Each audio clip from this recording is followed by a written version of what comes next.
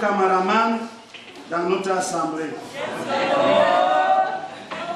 Alors je voulais dire que celui qui veut sourire, sourit bien parce que le camarade va te prendre. Et ce camarade qui te prend aujourd'hui va aller mettre dans la télévision, chaîne de télévision de la mission de plein évangile. Et ceux qui sont encore à Yaoundé vont commencer à voir ce que l'Assemblée de ça est en train de faire.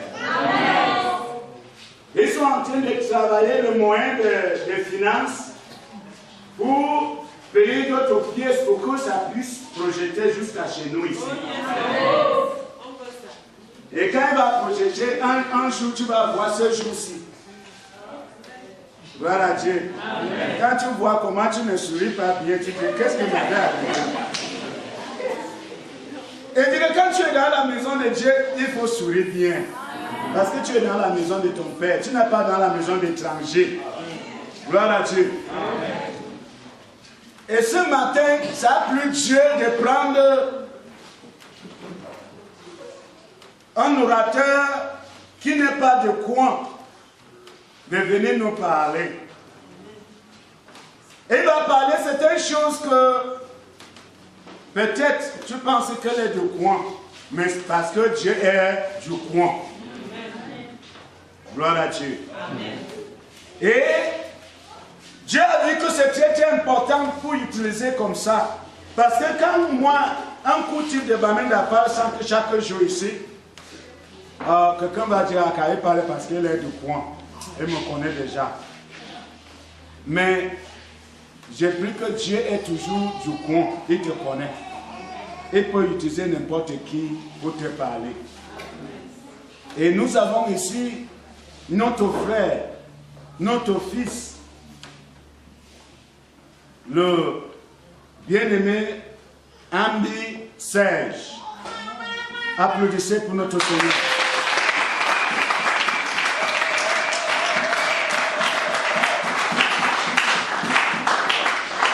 Peut-être qu'il va trouver l'occasion de parler bien de lui, plus de lui, et son frère. Mais je voulais dire que pour le moment, ouvre tes oreilles et tu écoutes. Et ce que tu écoutes, mets ça en pratique. Ça va te bénir. Gloire à Dieu. Que Dieu vous bénisse. Alléluia. Amen. Alléluia. Amen. Gloire au Seigneur Jésus. Amen. Ok. Moi, c'est le frère Ambiroulou. Le Seigneur m'accorde la grâce et quand j'ai l'opportunité, j'annonce sa bonne nouvelle. Partout, n'est-ce pas, le besoin se présente. Et ce soir, il a jugé bon que je sois ici à ça. Je ne suis pas, n'est-ce pas, étranger de ça. Ma famille, n'est-ce pas, ils ont pu à construire même ici à ça. Papa également, il a travaillé pendant des années ici à ça. J'ai même fréquenté au lycée de ça. Donc moi, je suis là à ça parce que vraiment, j'ai une mission pour ça en cette année. Amen. Une mission pour ça en cette année. Amen. Alléluia. Amen. Qui veut savoir la mission que j'ai pour ça en cette année? Le Seigneur veut, n'est-ce pas, apporter, n'est-ce pas, encore plusieurs armes à lui en cette année. Amen. Et c'est la raison pour laquelle il m'a chargé de vous le dire. Alléluia. Amen. La Bible dit qu'il y a de la joie au ciel. La Bible dit qu'il y a de la joie au ciel lorsque une seule âme est sauvée. Vérité. Dans le livre de Luc chapitre 15 à partir du verset 7. Alléluia. Amen. Ça dit que là où tu es assis là, même si tu as donné ta vie au Seigneur depuis 7 ans, depuis 15 ans, et que tu n'as pas encore eu la grâce, le privilège d'amener une âme au Seigneur Jésus, ça veut dire que quelque part tu ne produis pas la joie dans le cœur de Dieu. Alléluia. Amen. Et la Bible dit qu'il y a de la joie au ciel lorsque une âme est sauvée. Lorsque une âme s'est détournée de ses mauvaises choix pour appartenir, pour revenir à Jésus, il y a de la joie dans le cœur de Dieu.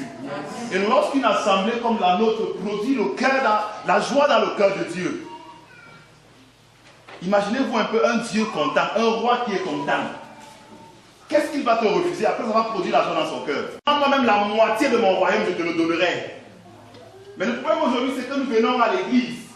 Nous mettons, n'est-ce pas, l'essentiel de côté et nous passons le temps à réclamer, à demander à Dieu. À demander à Dieu. Mais nous refusons, n'est-ce pas, d'apporter notre part de contrat. Alléluia. Amen. Donc cette mission, je voudrais qu'on puisse la mener ensemble. Je voudrais qu'on puisse la bâtir ensemble. Ne limitons pas Dieu. La chorale a chanté, d'ailleurs, ne méprisons pas Dieu. Vous savez encore, nous méprisons Dieu. Le seul fait qu'on limite Dieu, c'est une forme de mépris. Qu'est-ce qui est impossible à Dieu? L'ange a demandé à Marie, qu'y a-t-il quelque chose d'impossible à Dieu? Et l'ange a dit à Marie, avec Dieu, toute chose est possible. Amen. Alléluia. Amen. Alléluia. Amen. Et j'aimerais te dire, la salle-ci n'est même pas à moitié pleine. Alléluia. Amen.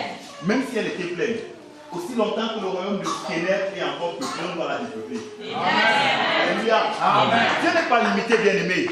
Ce n'est pas l'espace qui est un problème pour Dieu. Amen. Amen. Amen. Amen. Amen. Ne limitons pas Dieu. Même s'il faut qu'on tienne là dehors. Pour ceux qui étaient à l'église catholique, nous on montait souvent ici à Haut-Parle, l'église catholique. C'est dehors qu'on faisait le culte. On n'entrait pas. Tu arrives dans le cas, c'est plus on ferme à l'extérieur. Pourquoi on ne peut pas expérimenter une telle... Nous qui avons la présence de Dieu manifeste. Pourquoi n'est-ce pas ne pas inviter les gens, même s'il faut qu'ils se tiennent là dehors, Dieu va les visiter. Amen. Et les disciples avec cette mentalité, ils n'arrivaient pas, ils disaient Dieu, mais regarde la foule. Comment allons-nous nourrir 3000 personnes? Comment alors? C'est impossible, on n'a que 3 poissons. Ils ont limité Dieu. Bien aimé, je vais te dire quelque chose ce matin avant d'entrer dans mon message. Parce que vraiment, Dieu m'a, n'est-ce pas, comme dans Jérémie, Dieu m'a établi comme prophète dans cette nation. Et Dieu m'a fait comprendre que je dois abattre, je dois arracher.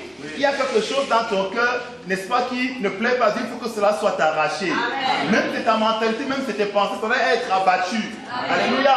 Je ne suis pas venu pour plaire à un individu, mais pour venir plaire au Seigneur Jésus. Amen. Et je voudrais te dire, cesse de plaire aux hommes. Amen. Alléluia. Amen. Cherche à plaire à ton Seigneur Jésus. Amen. Paul a dit dans sa parole que si j'étais encore, n'est-ce pas, là pour plaire aux hommes, je ne serais plus appelé serviteur de Dieu. La nation du Cameroun va mal, c'est parce que la crainte de Dieu a quitté le Cameroun. Alléluia. Et si nous ne prêchons pas l'évangile, pour que, n'est-ce pas, le peuple de Dieu, le peuple camerounais se retourne vers Dieu, la colère de Dieu s'abattra sur cette nation. Alléluia. Amen. Donc prêcher l'évangile va réjouir le cœur de Dieu. Amen. Lorsque Sodome et Gomorrhe vivaient dans le péché, qu'est-ce que la Bible a dit? Que le péché de Sodome et Gomorrhe est monté jusqu'à Dieu. Bien-aimé, le crime dans cette nation est monté jusqu'à Dieu. Et si toi et moi on ne te lève pas seulement pour prier, mais pour annoncer, n'est-ce pas, la bonne nouvelle, pour prêcher la lumière, les ténèbres vont dominer dans cette nation. Et tu es la lumière de ce monde. Tu es la saveur du Cameroun. Alléluia. Amen. Amen. Tu es la saveur du Cameroun. Il y en a ici que Dieu a appelé. Dieu a appelé. Mais ils sont tellement, n'est-ce pas, ignorants, n'est-ce pas, de leur Dieu. Que non, Seigneur, moi si je suis prophète, prophétesse, comment, Seigneur? Comment tu veux dire que je peux ressusciter les morts? Ils sont tellement limités, Seigneur, je n'ai même pas fait le CFP. Je n'ai pas fréquenté. Comment je peux aller prêcher au sous-préfet? Comment je peux? Pour ceux qui connaissent, n'est-ce pas, le pasteur Rodrigue aujourd'hui, c'est quelqu'un qui n'a pas fait de grandes études. Mais c'est un individu qui a amené, n'est-ce pas, des centaines d'âmes au Seigneur. Des centaines. Amen. Dieu cherche des hommes qui vont le défier. Amen. Qui vont le mettre à l'épreuve. Et il a dit dans le livre de Luc chapitre 13, 18 à partir du verset 7, lorsque le Fils de l'homme reviendra, trouvera-t-il encore la foi sur la terre? Les gens sont en train d'abandonner la foi. Les gens sont en train... Et c'est grave. C'est grave. C'est une forme de mépris. Nous ne connaissons pas, mais nous méprisons Dieu. Tu vois un jeune... Laissez-moi vous expliquer, n'est-ce pas? Quand on parle de mépriser, ce n'est pas pour dire qu'on t'insulte à tout prix. C'est le fait qu'on te considère comme n'étant rien. Bien que tu es quelqu'un. Le fait qu'on voit que non, tu ne peux pas le faire. Pourtant, tu peux le faire. C'est le mépris en quelque sorte. Donc ne méprisons pas Dieu. Et je pense que c'est le premier message que Dieu a avec pour toi ce soir. Alléluia. Amen. La chorale a si bien chanté. Mais je voulais, n'est-ce pas, qu'on voit notre message. Jésus m'a mis à cœur, n'est-ce pas, quand j'étais encore dans le bus, de venir nous partager, n'est-ce pas, dans le livre de Luc, un passage très, très, très édifiant. Et ça parle de la foi. Et ce soir, on va prier pour les malades. Ce matin, on va prier pour les malades. On va prier pour tous ceux-là qui ont un problème particulier dans leur vie et qui ont limité Dieu. Ils pensent que Dieu ne peut pas le faire. Dieu va le faire ici.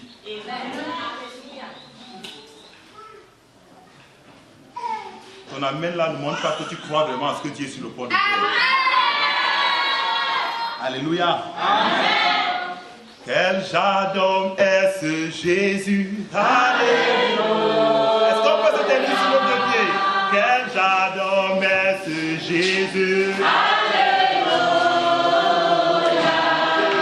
Quel jardin est ce Jésus?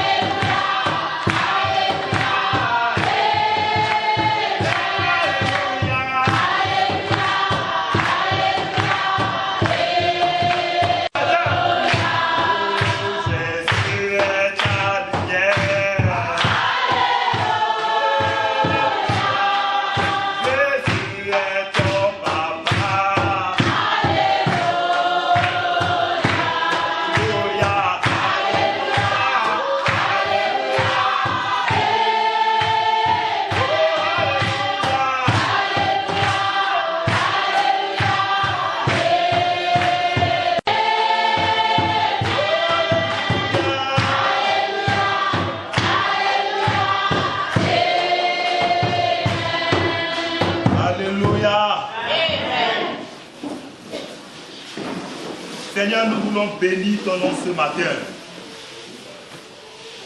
Yahweh, tu as dit dans ta parole, là où 2, 3 sont réunis en ton nom, tu es au milieu d'eux. Et ce matin, tu es ici. Seigneur, nous n'avons pas besoin de ressentir ta présence. Seigneur, c'est ta parole. Et ta parole, n'est-ce pas, ne ment pas. Ce qu'elle a dit est vrai, véritable. Personne ne peut la changer. Jésus, nous croyons que tu es ici. Nous avons la foi que tu es là. Et tu es là, Seigneur, c'est pour te manifester. C'est pour te glorifier. Et par la même opportunité, nous voulons dire, Seigneur, parle encore une fois de plus à ton peuple. Visite les cœurs desséchés, les vies, Seigneur, remplies de ténèbres. Visite par ta parole ce soir, que personne ne rentre d'ici tel qu'il est venu. Seigneur, que tu rencontres chaque individu ce matin. Au nom de Jésus. Alléluia. Amen. Je voudrais qu'on lise, n'est-ce pas, un passage dans le livre de Luc chapitre 7. C'est l'histoire d'un homme. Un homme comme toi et moi. Dans le livre de Luc chapitre 7. À partir du verset 1.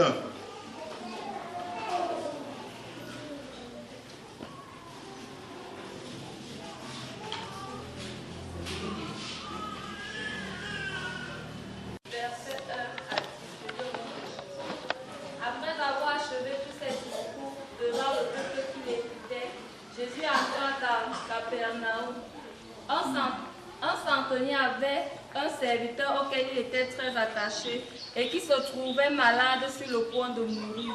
Ayant entendu parler de Jésus, il lui envoya quelques anciens des Juifs pour le prier de venir guérir son serviteur.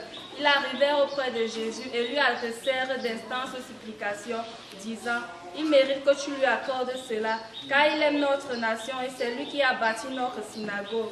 Jésus étant allé avec eux, n'était guère éloigné de la maison, quand le centenier envoyait des amis pour lui dire: Seigneur, ne prends pas tant de peine, car je ne suis pas digne que tu entres sous mon toit. C'est aussi pour cela que je ne me suis pas cru digne d'aller en personne vers toi, mais dis un mot, et mon serviteur sera guéri. Car moi qui suis soumis à des supérieurs, j'ai des soldats sous des ordres, et je dis à l'un: va et il va, à l'autre: viens et il vient, et à mon serviteur: fais cela et il le fait. Lorsque Jésus entendit ces paroles, il admira le centenier et se tourna vers la foule qui le suivait. Il dit: je vous le dis, même en Israël, je n'ai pas trouvé une aussi grande foi.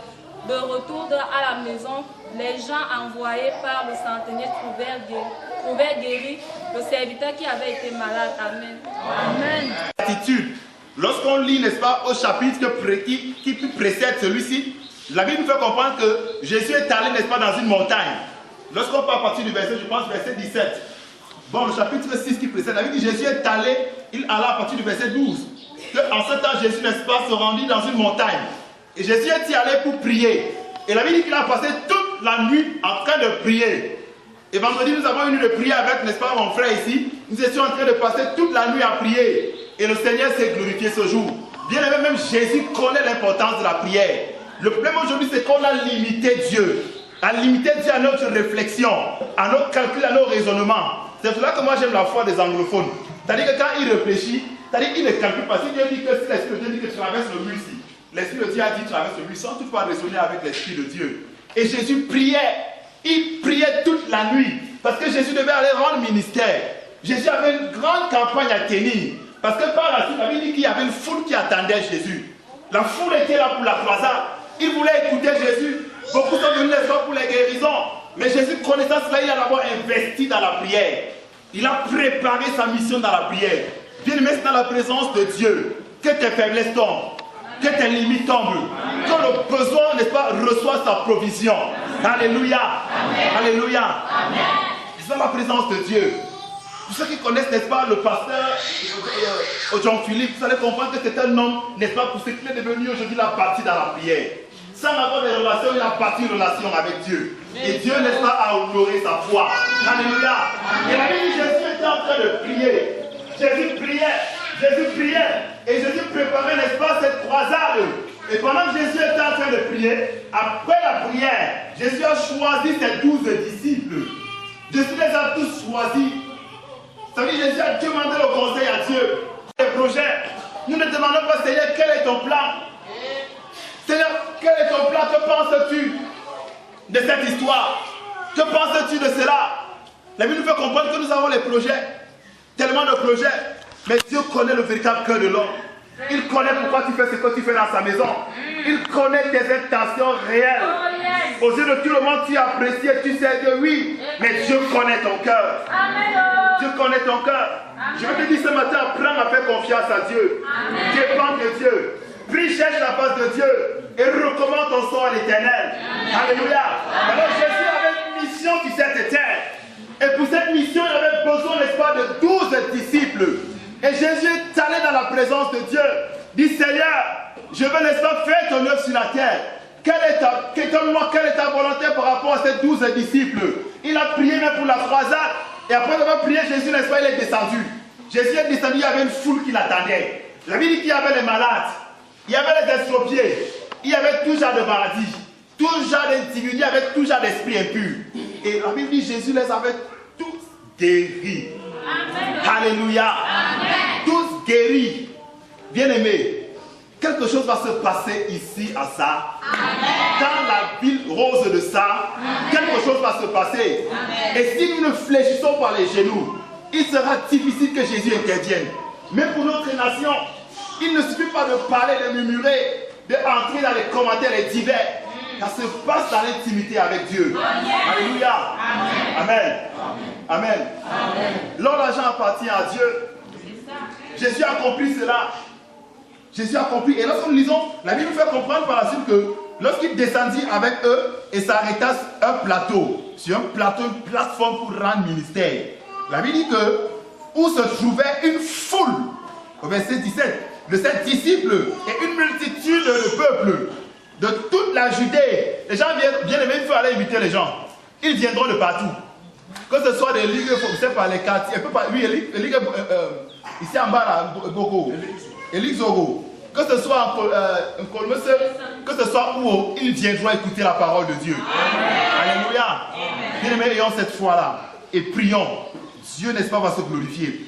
Et de Judée, de Jérusalem, de Sion, ils venaient de Tyr et de partout, de toute la contrée maritime.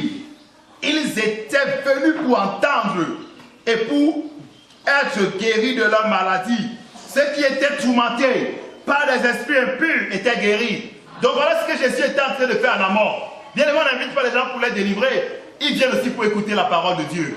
Ils viennent aussi pour recevoir, n'est-ce pas, l'évangile qui donne le salut. Amen. Alléluia. Pardon, soyons éveillés, évitons de dormir. Hein? On ne dort pas lorsque la parole de Dieu est en train d'être prêchée. Quand Dieu parle, on écoute la parole de Dieu. Amen. Amen. Et le Seigneur va guérir notre âme. Parce que tu dors, c'est pour ton bien, c'est pour ton mal. Tu passes à côté. Ceux qui sont éveillés reçoivent, bien-aimés. Alléluia. Amen. Parce que quelque chose s'est passé. Après, n'est-ce pas, tout cela, la Bible dit, n'est-ce pas, que Jésus a fini de faire son œuvre. Il a prêché. Et il a maintenant fini. Et au niveau 39, au niveau 38, Jésus, n'est-ce pas, quelque chose est dit là-bas à partir du verset 38. À partir, n'est-ce pas, du verset, je pense que c'est le verset 48. Bref, quelque part dans ce 38 en descendant, Jésus, vous allez vous retrouver pour ceux qui lisent la parole de Dieu. La Bible nous fait comprendre que Jésus a dit quelque chose.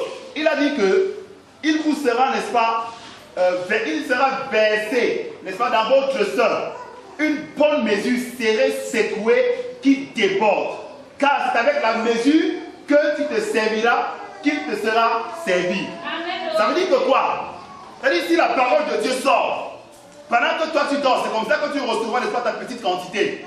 Pendant que tu crois que Dieu peut seulement faire un, c'est comme ça qu'il fera un. Donc la mesure avec laquelle tu te sers, il te sera servi. Si tu viens avec un verre, n'est-ce pas, d'un litre d'eau, ta parole débordera ne serait-ce qu'un seul litre d'eau. Mais celui qui vient avec le conteneur et qui dit oui et amen à toute la parole de Dieu, bien aimé, il sera serré, remué et il débordera sa coupe. La coupe débordera. C'est ce que Jésus peut faire. Jésus a enseigné, il a enseigné.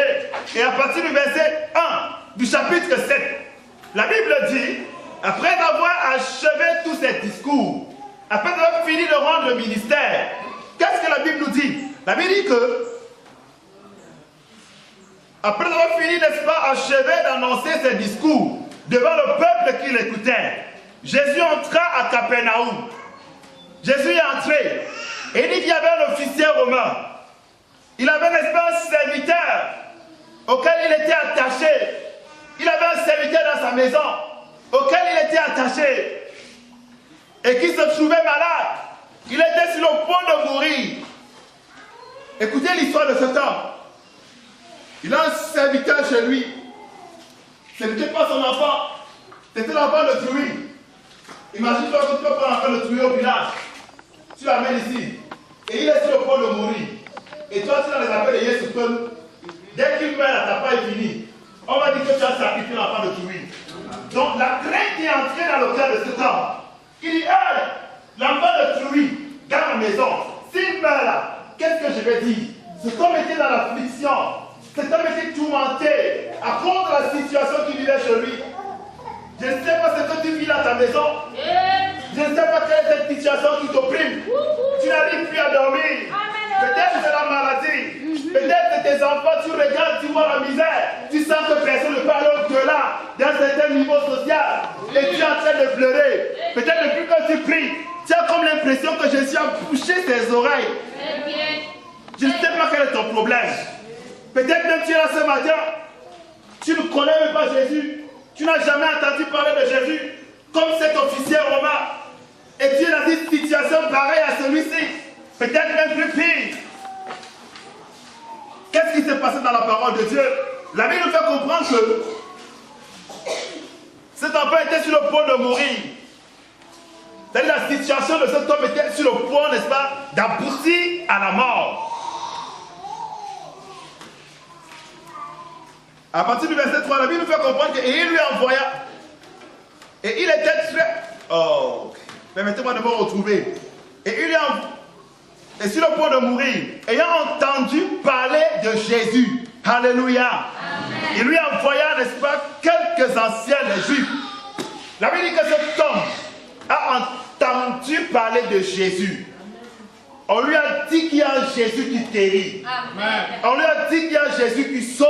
Amen. On lui a dit qu'il y a un Jésus qui transforme les vies. Bien-aimé, la foi vient de ce que tu entends. Amen. Et ce que tu entends vient de la parole de Dieu. Amen. Alléluia. Donc si tu dors ce matin, tu n'entendras rien.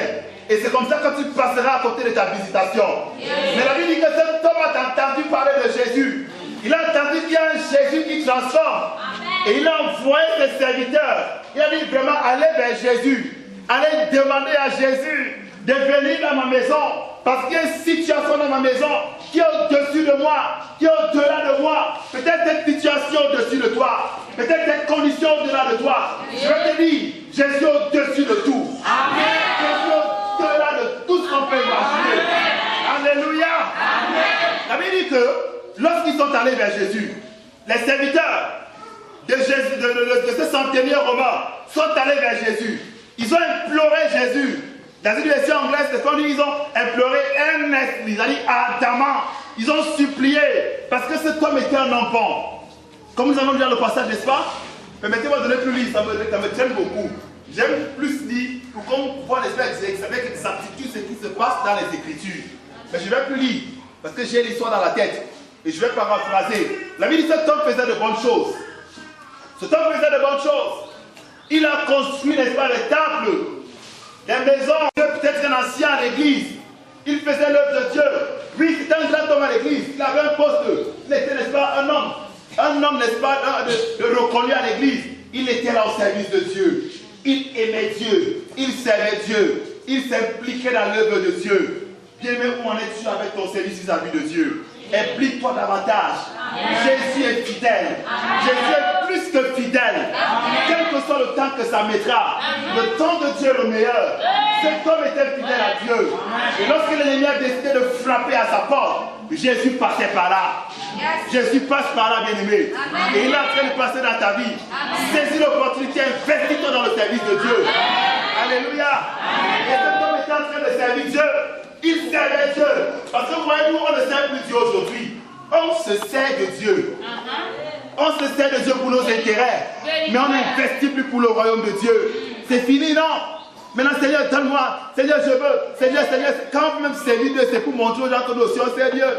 Ce n'est pas un cœur véritable. Parce que si Dieu ouvre nos cœurs, Dieu fera, n'est-ce pas, la motivation de nos intérêts. Ce qui motive notre manière de le servir. Et la Bible dit que cet homme servait Dieu. Il servait véritablement Dieu. Lorsqu'il a envoyé ses serviteurs, ils sont allés vers Jésus. Ils ont imploré Jésus. Ils sont allés prier. Bien-aimé, quand tu fais quelque chose pour les autres, en retour, ils te feront ce que tu les auras fait. Amen. La Bible fait comprendre que ce que tu aimerais qu'on puisse te faire, fais-le aussi pour les autres. Alléluia. Aujourd'hui, on veut être servi, mais on n'est plus serviteur. Quand on vient servir, c'est ceux-là, n'est-ce pas, qui marchent seulement sur les tapis roulants. Quand ils arrivent, on doit essuyer sa chaise, n'est-ce pas, on doit. Ils sont les premiers, n'est-ce pas, à faire ceci, cela. Mais ce n'est pas ça le serviteur de Dieu. Cet homme était un serviteur. Il a investi. Donc ces serviteurs pouvaient aller me dire que le gars est vraiment méchant, même si par là-bas Jésus, il est trop méchant, il ne prie pas pour lui. Bien aimé, quand tu penses aux autres, Dieu c'est une loi, c'est un principe biblique. On ne peut pas ou surpasser les lois spirituelles. La Bible dit que si tu fais, te sera fait également. Alléluia. Sois serviteur fidèle. Alléluia. Dieu voit ce que tu fais dans le secret. Dieu voit cela. Ces serviteurs sont allés rendre service à leur maître. Ils ont imploré Jésus. Et la Bible dit que Jésus est allé, n'est-ce pas, dans la maison de ce centenier.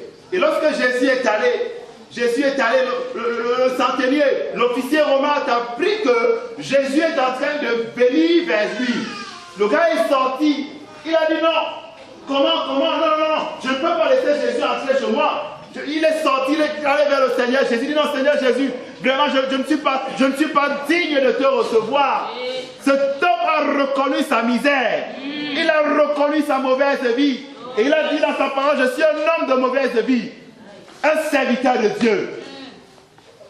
Un homme de mauvaise vie. Et il a reconnu cela. La Bible dit, c'était, n'est-ce pas, un chef dans la synagogue. C'était un dirigeant à l'église. Et il a reconnu sa mauvaise vie. Beaucoup parmi nous sommes tellement orgueilleux. Nous sommes tellement hypocrites, permettez-moi l'expression. Nous sommes tellement hypocrites. Nous donnons l'impression que nous sommes au service de Dieu, que nous aimons Dieu. Si vous aimez Jésus, criez Jésus. Tout le monde crie Jésus. Mais tu connais que ton amour pour Dieu, il n'y a pas. Tu as abandonné Dieu depuis des années. Tout ce que tu fais, c'est dans les ténèbres. C'est dans les ténèbres. Cet homme a regardé à sa vie. Il a dit à Jésus, je ne suis pas digne de te recevoir. Je suis un homme de mauvaise vie. Je suis un fornicateur. Je vis dans la masturbation, Seigneur, pitié de moi. Je vis dans le mensonge, je suis un menteur de catégorie A. Seigneur, je suis, n'est-ce pas, celui-là qui couche avec les femmes de tuyau au quartier. Et tu as su, Seigneur Jésus-Christ, c'est moi qui ai fait X, c'est moi qui ai fait Y. Mais combien aujourd'hui sont sincères, sont honnêtes devant Dieu. Il était devant le Seigneur Jésus. Bien-aimé, l'enfer est réel. Permettez-moi de m'arrêter là-dessus. Le royaume de Dieu est réel. Et la Bible, le jugement va commencer dans l'église. Dans l'église. Dans l'église. C'est-à-dire, comme nous sommes assis là, nous ne sommes pas tous sauvés. Car Dieu ne plaise que nous ne serons pas tous sauvés. Le cri de mon cœur, c'est de voir tous ici être sauvés. C'est de voir tout le monde être sauvé. Mais si Jésus revenait là maintenant, il dit là maintenant, est-ce que tu es sûr que Jésus va te identifier comme son enfant? Je suis pentecôtiste. Je suis catholique. Je suis chrétien. Les chrétiens sont de toutes catégories. Mais Dieu se reconnaît, n'est-ce pas, cette vraie brebis. Est-il une brebis du Seigneur? Tu peux, n'est-ce pas, être une brebis du Seigneur ce soir, ce matin? Comme cet officier romain. Voilà quelqu'un qui a servi Dieu. Et si je suis dans sa main, je vais dire que non, il a combattu le bon combat. Que son âme repose en paix.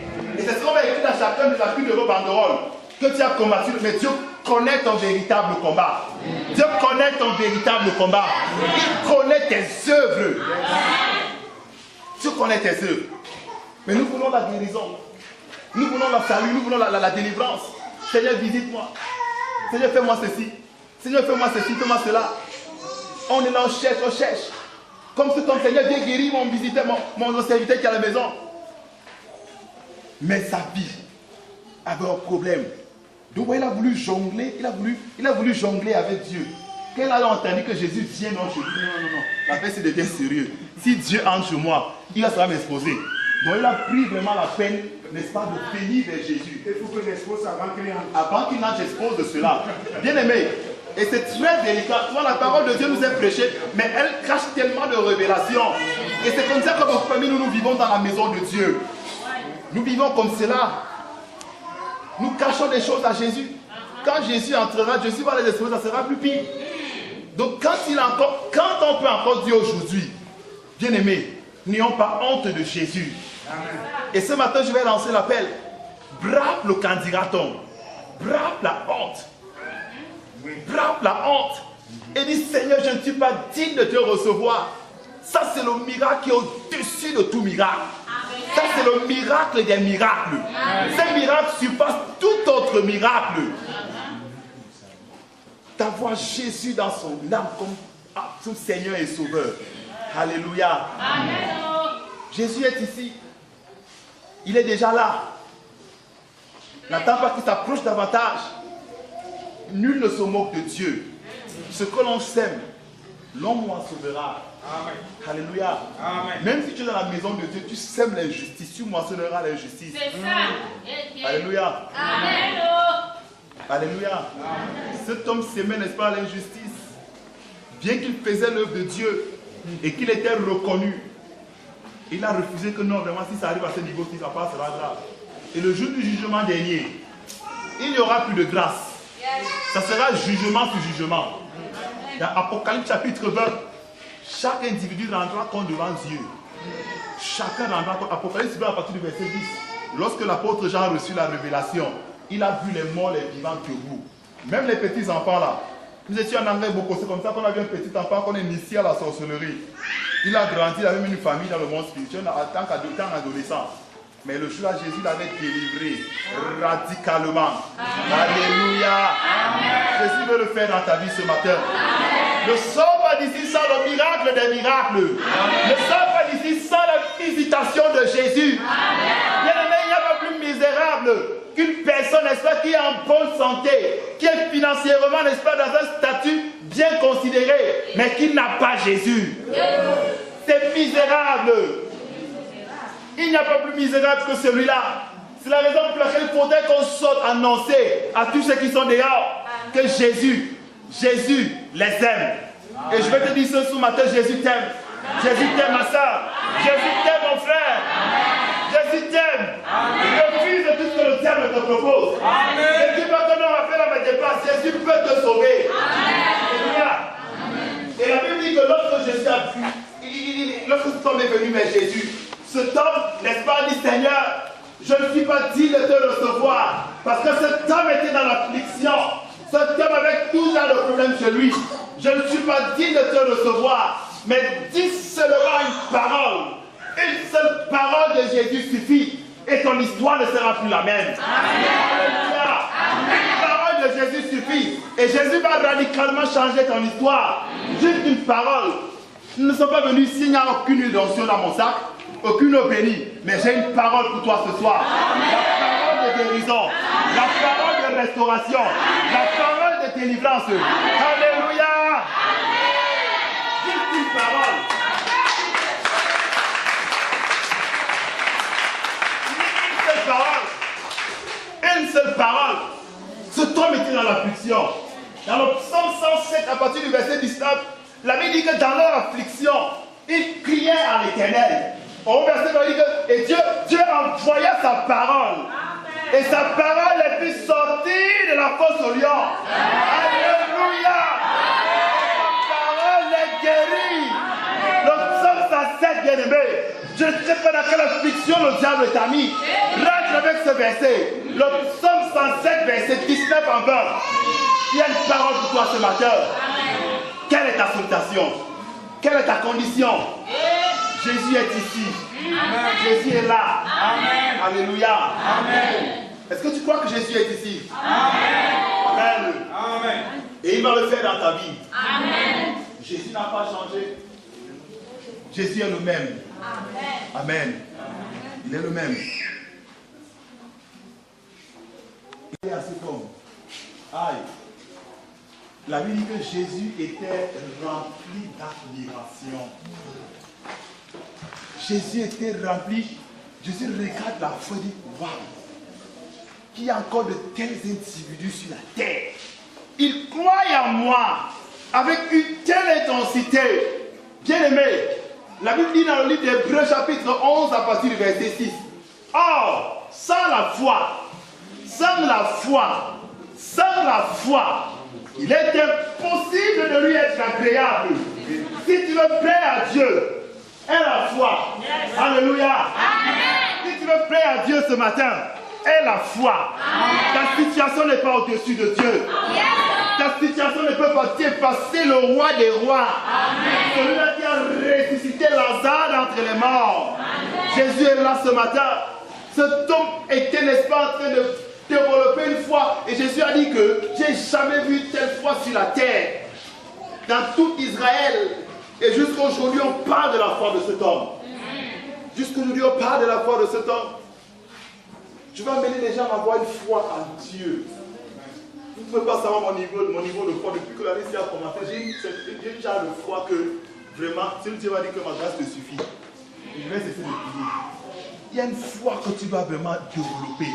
Ne limitons plus Dieu. La Bible dit que sans la foi, il est impossible de lui être agréable. C'est-à-dire quand Dieu te regarde, il dit que mon âme ne prend pas plaisir à celui-ci. Il doute en moi. Il doute. Et ma prière ce matin, c'est que le doute libère ton cœur. Amen. Sans la foi, il est impossible de lui être agréable. Et Jésus a dit,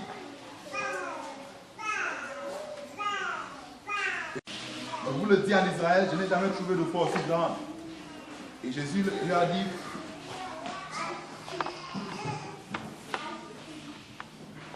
de retour à la maison, les gens envoyés par le centenier pouvaient guérir le serviteur qui avait été malade. Amen. Amen. Bien aimé, je voudrais vraiment qu'on comprenne ce que Jésus a fait pour nous à la croix du Calvaire. Jésus a payé le prix. Dans Colossiens chapitre 12, quand on lit le verset 14 et 13, Jésus a fait quelque chose à la croix du Calvaire. Et durant notre campagne, si Dieu nous accorde la grâce d'être là pour la tenir, nous parlerons de la croix du Calvaire. Parce que tout s'est passé à la croix du Calvaire. Alléluia. Tout s'est passé à la croix du Calvaire. Jésus a payé le prix pour toi. Jésus a tout accompli à la croix du Calvaire. Amen. Est-ce qu'on est ensemble? Amen. Est-ce qu'on est ensemble? Amen. Jésus a payé le prix à la croix du Calvaire. Et ce matin, je ne voudrais pas qu'on prie parce qu'on veut seulement prier, mais je veux qu'on prie à connaissance de cause. Parce que c'est l'ignorance qui détruit le peuple de Dieu. Beaucoup n'ont pas de prier parce qu'ils ils sont inconscients de ce qui s'est passé à la croix du Calvaire. Jésus a guéri plusieurs parmi nous ici à la croix du Calvaire. Mais nous sommes toujours malades à cause de l'ignorance. Mais quand tu vas accepter ce qui s'est passé, bien aimé, même le diable saura qu'on est passé de l'ignorance à la connaissance. Et on priera en connaissance de cause. Colossiens chapitre 2, à partir du verset 13. Quelqu'un à la page, il va nous le lire très rapidement et puis nous allons prier dans les minutes qui vont suivre.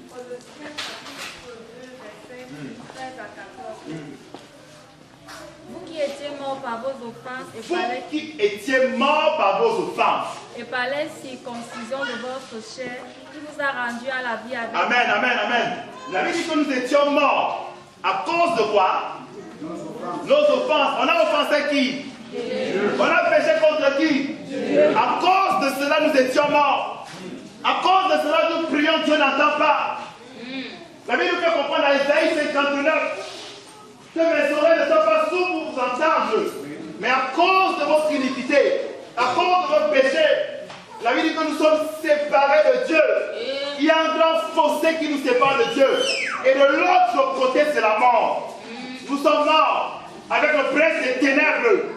À cause, n'est-ce pas, de cela, à cause de l'offense qu'on a faite à Dieu, Dieu nous a livrés au diable. Dieu nous a livrés. C'est-à-dire que tout ce que nous vivons, c'est à la merci du diable. Il décide le jour où tu vas mourir, le jour où tu vas te marier. Il y a des familles comme ça.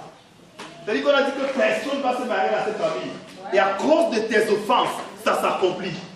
Dieu ne va pas intervenir dans une vie qui l'offense. C'est possible. Isaïe 59 dit, tu vas même prier, tu vas jeûner. Oui, jeûne jusqu'à ce que tes intestins vont se couper. Dieu ferme tes oreilles. À cause du péché. À cause du péché. Oui, ma soeur, continue. Il vous a rendu à la vie avec lui en nous faisant grâce pour toutes nos offenses. Alléluia. Amen. Amen. Je voyais quelqu'un qui allait dire Amen. Amen. Jésus nous a rendu grâce en nous faisant quoi? Grâce de toutes nos offenses. C'est-à-dire qu'en nous pardonnant toutes nos iniquités. Alléluia. Amen. Il nous a rendu grâce. Il nous a rendu grâce. C'est-à-dire que bien que tu n'avais pas accès au trône de grâce de Dieu, Jésus, à la croix du Calvaire, te fait grâce de tes offenses. Amen. Jésus a effacé l'acte dont les ordonnances te condamnaient. Amen. Parce que qu'est-ce que la Bible nous dit? Il a effacé l'acte dont les ordonnances nous condamnaient et subsistait contre nous. Et il a détruit en le clouant à la croix. La Bible dit qu'il a détruit cela. C'est pas fini, ma soeur, continue. Jésus a détruit les autorités qui avaient la prise dans ta vie. Alléluia. Il y a des œuvres qui parlent contre nous souvent. C'est-à-dire que dès qu'on déclare seulement au village, la femme est fait ici. Si on décide un marabout là-bas, ça agit. À cause de quelque part. La Bible fait comprendre que Jésus a, n'est-ce pas, détruit. Détruit tout cette. Ne sais pas savoir où ils sont enterrés. Jésus a détruit cela. Amen. Alléluia. Amen. Quand on est en Christ, alléluia, lorsqu'on est en Jésus-Christ, nous sommes une nouvelle créature. N'est-ce pas? Jésus, n'est-ce pas, nous a fait passer des ténèbres dans la lumière. Amen. Quand ils veulent te voir, ils vont voir le sang de Jésus. Amen. Parce que Jésus a payé par le prix de son sang. Amen. Et il a détruit tout cela. Si on a bloqué ta vie, j'ai dit, on en avait beaucoup encore là-bas. J'ai vu comment on avait enfermé une maman dans une campagne d'évangélisation, un enfant dans une bouteille. La bouteille sont venues avec la bouteille, on a cassé cela. On a simplement cassé parce qu'on avait dit que vous marcherez sur toute la puissance de l'ennemi. Et Jésus, je vais te dire ce soir, Jésus a marché sur toutes tes autorités qui avaient l'emprise contre ta vie. Lis la suite du verset. Il a détruit les dominations et les autorités. Les autorités, les dominations, Jésus les a dépouillées. Jésus les a déshabillés. Il a arraché toutes les armes avec lesquelles il se servait pour t'oppresser. Jésus les a déshabillés. À la croix du Calvaire. À la croix du Calvaire. Alléluia. Jésus les a livrés en spectacle. C'est ce que la Bible dit. C'est ce que la Bible dit. Une autorité. Le maire, par exemple, est une autorité de ça. Le suprême est une autorité. Il décide et on exécute. C'est ça une autorité. Et la Bible dit qu'il y a des autorités dans nos vies. Ceux qui sont là dehors, beaucoup sont sous la prise des autorités. C'est-à-dire qu'ils ont reçu le mandat. C'est à l'âge de 30 ans tu meurs. Et tu vas dire non, vraiment, une jeune fille comme ça, elle est morte. Bien aimé, un enfant de Dieu, rien n'arrive à un enfant de Dieu sans que Dieu l'ait béni. La Bible fait comprendre qu'il y a des autorités comme ça qui agissent. C'est-à-dire qu'ils sont les gens, c'est moi, vas-y, fréquente tous les diplômes que tu veux. On attend seulement le jour où tu voudras chercher le travail. C'est là on va seulement se rappeler qu'on a reçu l'ordre d'une autorité du chômage pour te tenir sous l'emprise du chômage. Et à cause du péché, tu es là. Tout ce que tu essaies de faire, rien ne marche. Parce qu'il y a des autorités qui ont été, n'est-ce pas, établies dans le monde des ténèbres. Dans les lieux hauts, ils sont là, ils agissent contre toi. Ils agissent. Ils sont là, ils ont une mission. Mais Jésus-Christ de Nazareth, la Bible dit qu'il a détruit cela. Amen. À la croix, à la croix du Calvaire. Amen. Jésus a payé le prix. Bien aimé, lorsqu'on chicotait Jésus à la croix du Calvaire, lorsqu'on clouait Jésus, la Bible dit que par ses blessures, par ses meurtrissures, par le sang qui a jailli de la côte de Jésus, tu as été guéri. Amen. Nous allons prier ce matin. Je ne sais pas quel est ton problème, quelle est ta situation, quelle est ta condition. Jésus a tout accompli. Il a tout payé à la croix du Calvaire. Ta guérison, ton salut. Jésus a accompli cela. Est-ce qu'on peut prier ce matin? On va prier pour deux catégories de personnes. Si tu es ici ce matin, comme ce centenier romain, et que tu sais que non, vraiment, ma présence ici à l'église ici là, si il arrive à ce que Jésus vienne maintenant, parce que la grâce de Jésus est disponible, et Jésus veut te faire du bien, Jésus veut changer ton histoire.